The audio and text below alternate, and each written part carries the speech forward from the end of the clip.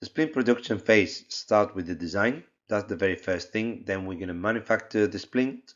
We're going to be polishing the splint, and I'll show you how to deliver and adjust the splint accordingly. You'll have the opportunity to see an example of a case that I designed in the Medit Splints app. This is the one that we've taken the records before. You can see this patient has an open bite, thanks to having used a Lucy jig in the right vertical dimension. Then we're just going to go ahead and click on Michigan on the upper, and then we're going to do it manually.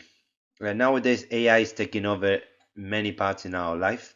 Here, AI helps us to get the splint. Let me just stop the video here. To get the splint in less than a minute. I mean, we just click AI and then we have it done. Nevertheless, I still follow the process just to make sure I produce exactly what I was expecting. Both work fine, it's just a matter of preferences. Here you can see the bite is set as 0, so we're not going to open or close that bite. Then we're going to be following the inner surface. That can be changed. I like to have 80 microns between the splint because of the material that I'll be using. I'll show you the material that I use. Just because I don't want that material to be too close to the tooth or too far apart. Then we can have smoother or rougher surface, especially if we have very retentive or less retentive teeth. This is what's going to grip, the splint is going to grip to those teeth. But if we have very non-retentive teeth, I'd rather have more retention.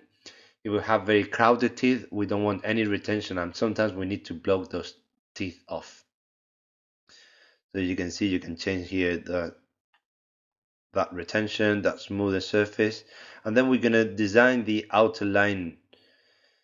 I like to have it just above the equator of the tooth for full coverage splint. You can change everything in one go with buccal side or lingual side. Again, I like to go manually to have it exactly what I want.